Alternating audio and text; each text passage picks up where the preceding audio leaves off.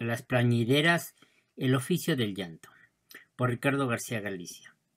El Museo Nacional de la Revolución tiene por objetivo brindar un abanico de ofertas culturales dentro del programa Noches de Museos de la Secretaría de Cultura de la Ciudad de México, por lo que en esta ocasión voy a mostrarles una presentación que tiene por título Las plañideras, el oficio del llanto.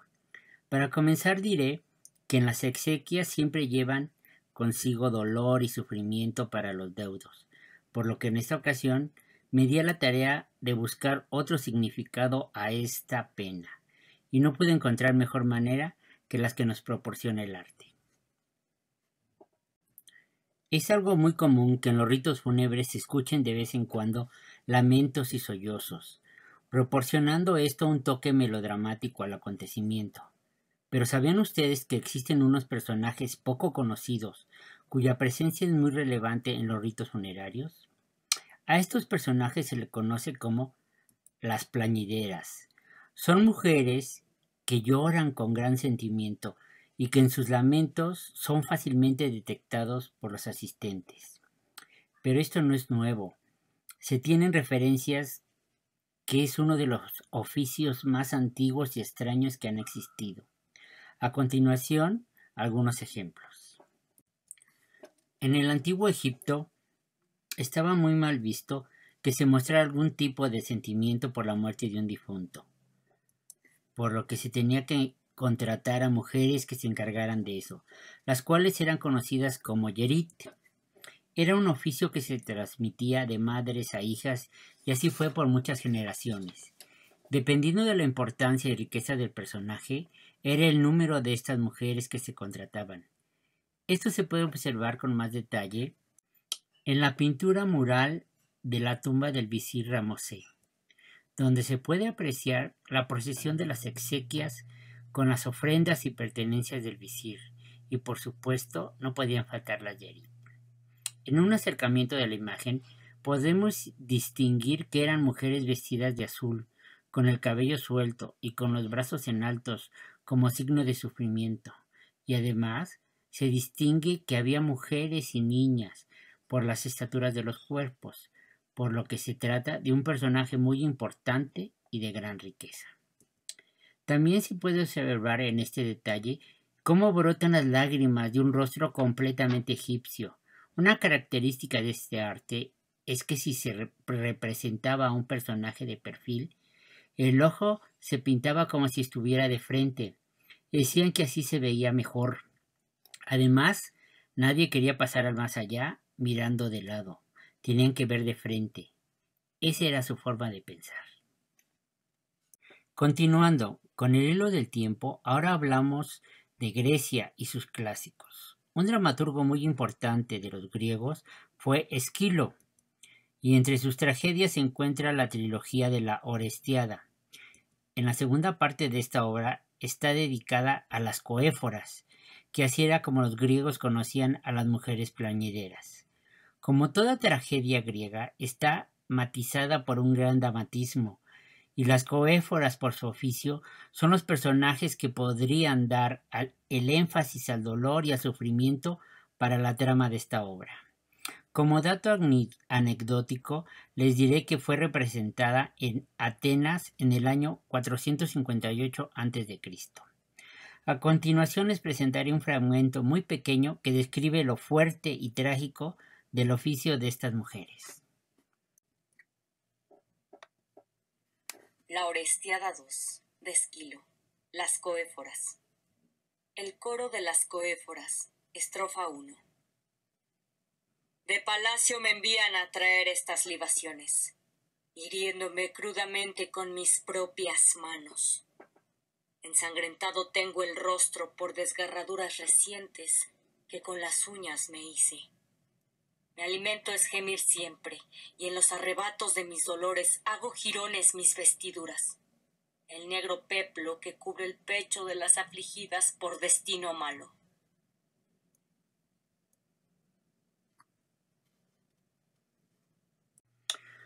Los griegos dejaron maravillosos vestigios que se han localizado en diferentes sitios arqueológicos, y para muestra un lutróforo. que era un vaso de cerámica decorado con color rojo y negro, caracterizado por tener un cuello alargado con dos asas, el cual se utilizaba para llevar agua en las celebraciones de matrimonios o funerales. En este caso se utilizó para un sepelio, ya que contiene imágenes de dolientes que eran representados con una mano sobre la cabeza. Otro ejemplo de la cultura griega es un pinax, que es una tablilla votiva de terracota que se depositaba en un santuario o se fijaba dentro de una cámara mortuoria. Lo que representa es una prótesis, que era un acto de exposición de un cadáver antes de los funerales.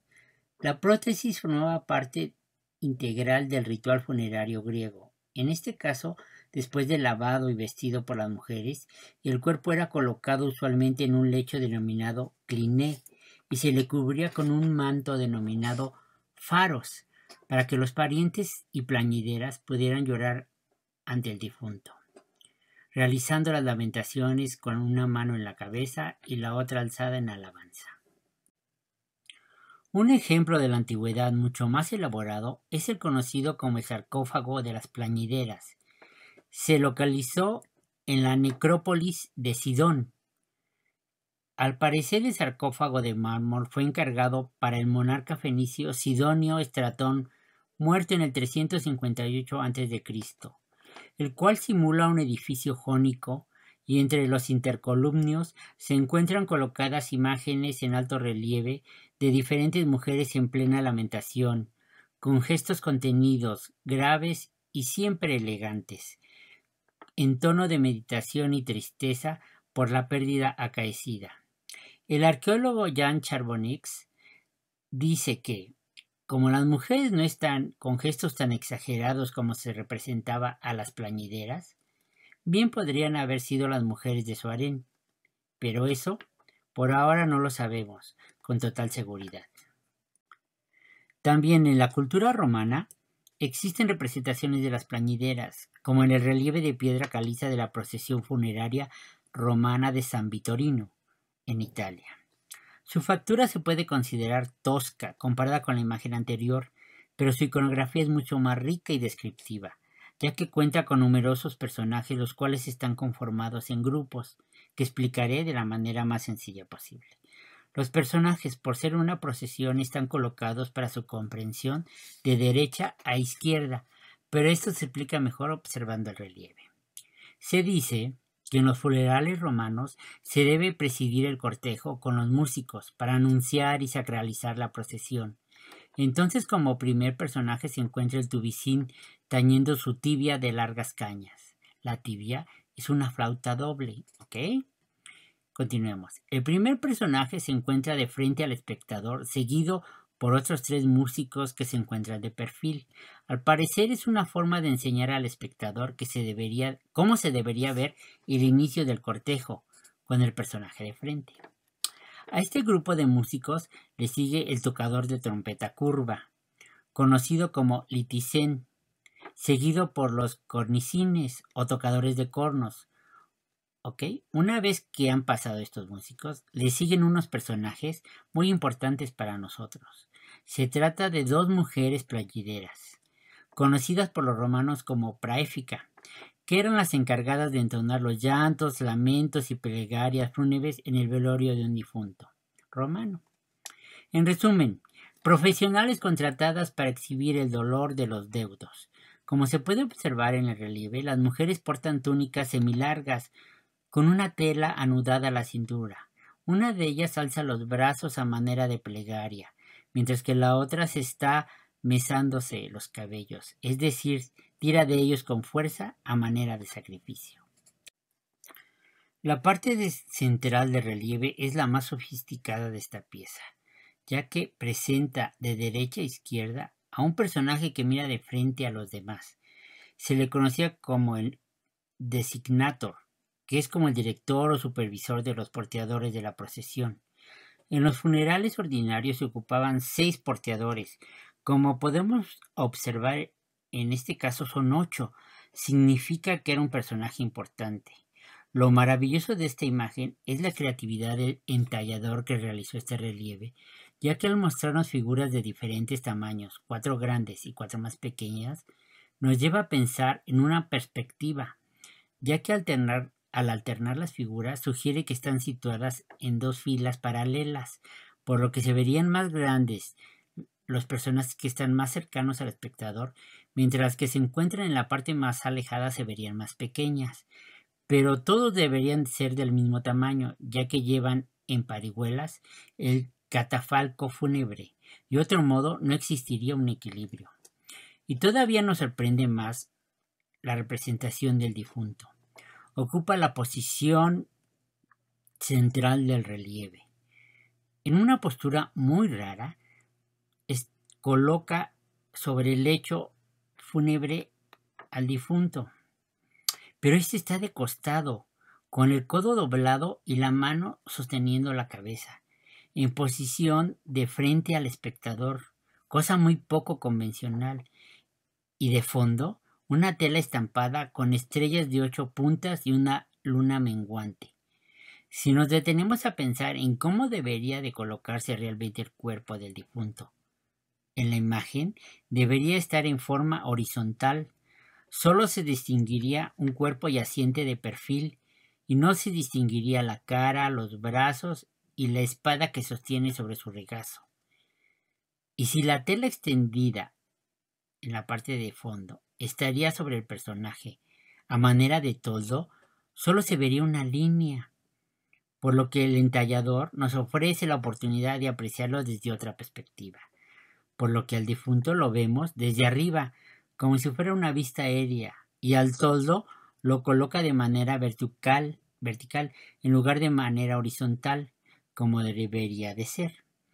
Todo esto lo hace para poder brindarle al espectador la oportunidad de observar con más detalles al personaje central de la ceremonia, que está el difunto, creando un juego de perspectivas maravilloso. Continuando con los personajes del relieve, el que sigue a los porteadores es un Camillus, que era un niño noble que ayudaba en el ritual, debido a que llevaba en sus manos una cetre o cítula, que es un cubo pequeño donde se llevaba agua bendita para la ceremonia. Detrás del niño sigue el cortejo de familiares, 2 personajes que por su vestimenta se sugiere que son hombres, ya que portan una túnica corta y una sobretúnica que cruza por el frente. También portan un grueso cinturón y tienen los brazos descubiertos. Se distingue que uno de ellos sujeta un objeto con la mano que podría ser una empuñadura de una espada que sostiene a la altura de la cintura. Después se localizan un grupo de 3 personajes que por sus vestimentas parecen ser de una clase más pudiente, ya que usan unas túnicas largas hasta los pies y varios mantos que envuelven sus cuerpos. Los primeros personajes podrían ser la viuda y sus hijos, ya que se observa una figura más grande al centro que las otras 2 que se encuentran una a cada lado. Le siguen otras 3 mujeres, las cuales llevan las manos a la altura del rostro como si fueran orando o llorando.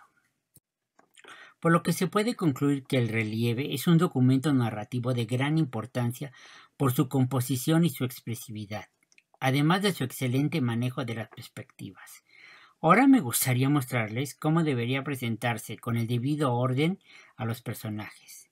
Primero los músicos, los que tocan las flautas dobles, después los que tocan los cornos, seguidos de las plañideras, después los porteadores con su director y por supuesto el difunto, seguidos por el Camillus, después los familiares, la viuda con sus hijos y los demás familiares. Es muy interesante el resultado de esta imagen, pues es como desplegarlo ensamblado y poder observar en este momento una procesión romana del siglo I. Continuando con la historia, durante el medioevo europeo hay también representaciones de las plañideras, pero en ese entonces la Iglesia las consideraba sus enemigas, pues sus representaciones en los entierros eran de tal desgarro que daban la impresión de que la muerte era el final de todo, sin ninguna esperanza, por lo que tuvieron que volverse más mesuradas y discretas, e incluso vivir en la clandestinidad.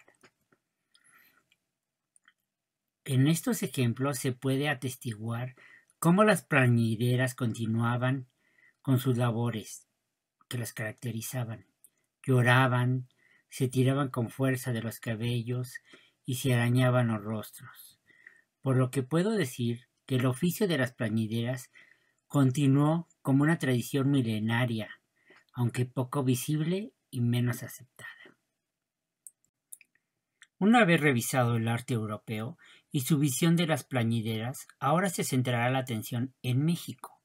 La mayor información histórica con la que se cuenta se concentra en la interpretación de los códices de la cultura prehispánica. Por consiguiente, se ha podido determinar algo muy importante, que las lágrimas eran un medio muy efectivo de comunicación, pues se decía que al llorar se decían las cosas con honestidad. Dentro de la lengua náhuatl existe una aportación muy valiosa para el tema que estamos tratando, la palabra choca, que significa llorar, gritar o cantar, cuyo atributo de la iconografía de los códices prehispánicos se ilustra con un personaje llorando con una gota de agua que cae del ojo de color azul. Esto se puede observar en estos ejemplos. Aunque no hay referencias directas en estos documentos de las plañideras, debido a que la Iglesia no veía muy bien estas costumbres, no obstante se puede observar personajes llorando cuando celebraban algún rito fúnebre.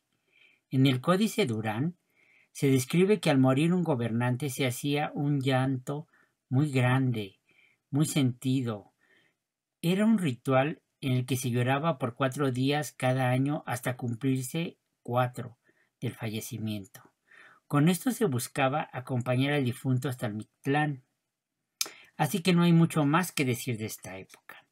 Solo que gracias a los ritos y tradiciones posteriores a la conquista, surgieron mitos como el de la Llorona, que ha sido difundido por mucho tiempo, pero que no es motivo de esta investigación.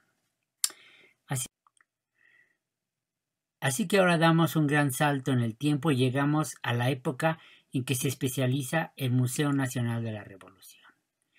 En plena efervescencia de la Revolución, existió un reclutamiento obligatorio conocido como la leva, es decir, que llegaba un ejército, ya fuera federal o revolucionario, y por consentimiento o a la fuerza, se llevaba a hombres y mujeres para que sirvieran en las batallas, por lo que muchas familias mexicanas se vieron despojadas de sus hijos, que en el peor de los casos nunca volverían a ver. Y así surgió el término "se los llevó la bola". Con respecto a esto, existe una pieza escultórica muy atractiva en el Museo Nacional de la Revolución, que se le denomina precisamente así, la bola. Con personajes a tamaño natural, justo en el centro del museo, es la escultura que es uno de los principales atractivos para los visitantes del museo. Con relación al tema del dolor por la pérdida de un ser querido, existe un pintor que fue capaz de plasmar este hecho fatídico en las composiciones de sus obras. Se trata nada menos que de Manuel Rodríguez Lozano, pintor autodidacta con un estilo muy personal que refleja en sus cuadros una profunda comprensión del dolor, la miseria y la desolación del ser humano. Como dato curioso, su esposa era Carmen Mondragón, mejor conocida como Nahui Olin, pero eso es otra historia. Lo que es importante decirles es que entre sus obras se pueden encontrar el objeto de nuestra investigación, las mujeres plañideras, que por su oficio están presentes en los momentos más difíciles por los que puede pasar cualquier individuo. Entre sus primeras obras se encuentra El velorio, de 1927. Como primer plano se encuentran 3 coronas mortuorias y al difunto vestido de blanco, de manera sencilla con los brazos cruzados y un crucifijo en el pecho. Como segundo plano, un grupo de un hombre y 3 mujeres dolientes, que nunca faltan en los velorios, vestidas de negro con los velos que cubren sus cabezas. Algo peculiar en las piezas es que las mujeres no tienen la mirada en el difunto. Una tiene los ojos cerrados, al parecer en oración, mientras las otras tienen la mirada hacia arriba, sin ningún gesto en sus rostros. Solo el caballero ve detenidamente al cadáver. Utiliza el artista una paleta en tonos oscuros que contrastan con el blanco del difunto, logrando enfatizar el terrible suceso. En su obra El arco en la tierra de 1944, con muy pocos elementos, pudo expresar el profundo dolor de una pérdida. Aquí se puede reconocer a las mujeres en pleno acto de sufrimiento, al estilo de las plañideras. Una mujer mira hacia el cielo con un gesto de dolor, la otra se cubre el rostro con el rebozo, los cuales son blancos, pues tienen que resaltar, ya que el fondo es negro sin ninguna representación de lugar o espacio. Al fondo, un horizonte muy alto con una zona de nubes de un atardecer gris. Es de destacar que las 3 mujeres van vestidas de formas semejantes, de manera muy sencilla, mientras que el hombre que lleva a la mujer, que podría estar muerta, va completamente desnudo, mirando hacia atrás de él, probablemente buscando la fosa donde depositará el cuerpo. Tal vez la desnudez sea una alegoría a la muerte, pues se dice que cuando mueres, en realidad no te llevas nada. Un detalle importante que se puede observar en algunas de sus obras es la expresión y deformidad de las manos, con la que expresa un fuerte dramatismo tanto al personaje como a la escena. Otra obra muy semejante en cuanto a la paleta de colores y a la escena es La Revolución. En ella hace una clara referencia a las plañideras, pues en los extremos de la imagen central se encuentran 2 grupos de mujeres conformados de 3 personajes cada grupo. Las de la derecha alzan sus brazos a manera de oración, mientras que las del extremo izquierdo mantienen sus brazos hacia abajo y a sus costados. Algunas de ellas alzan la mirada a manera de súplica.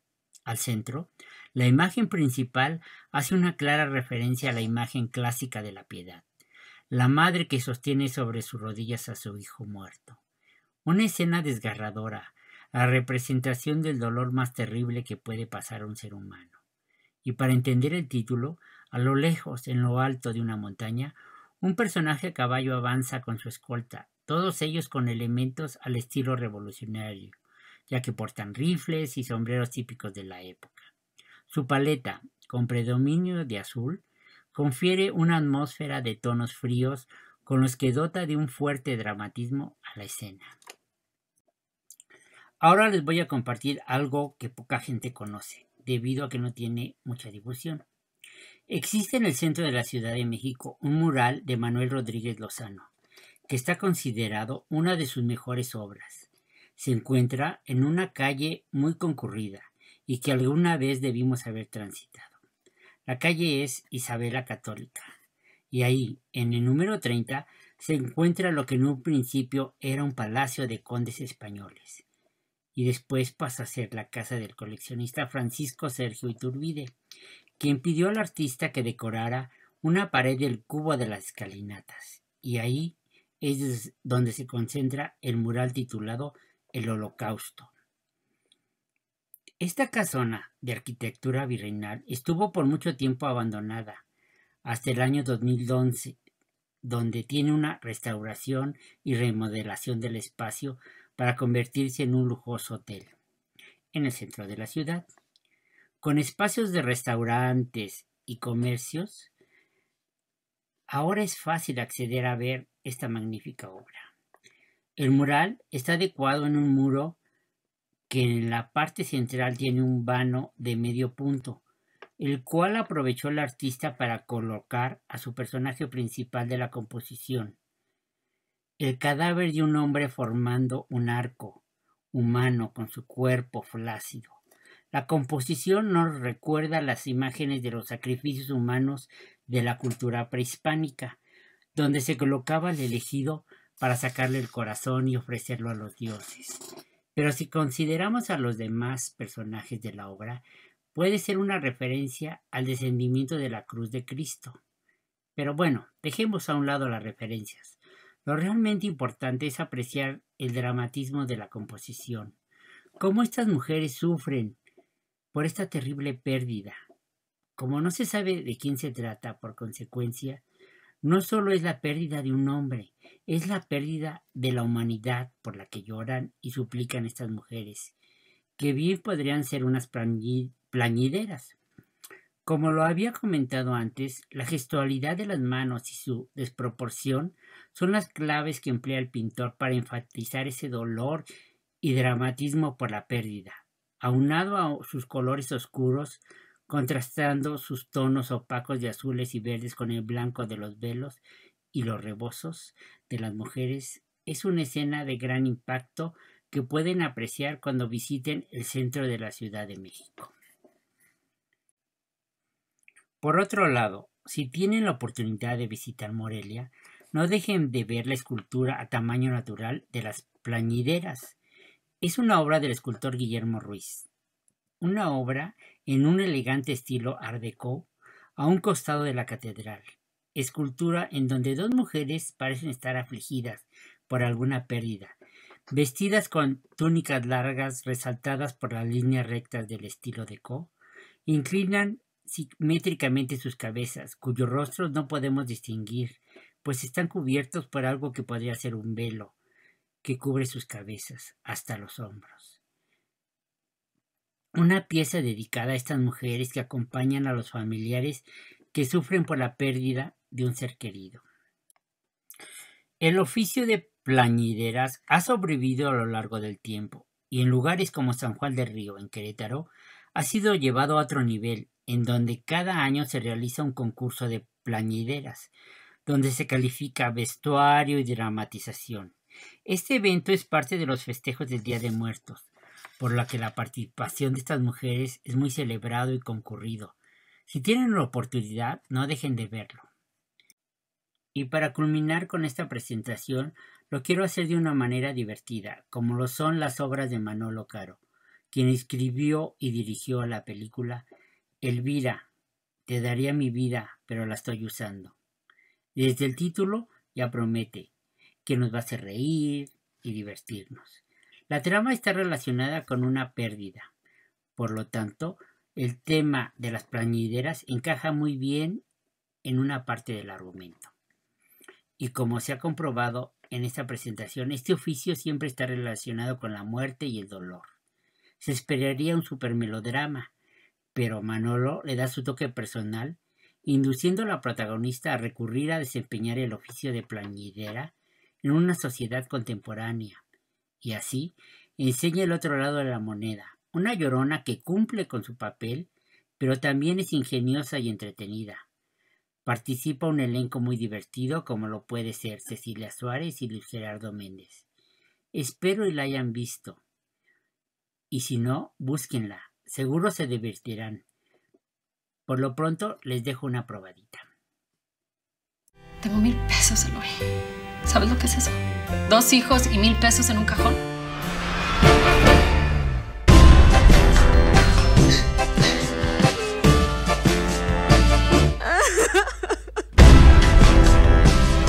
Eres una llorona. ¿A quién le lloras? ¿Te dejó alguien?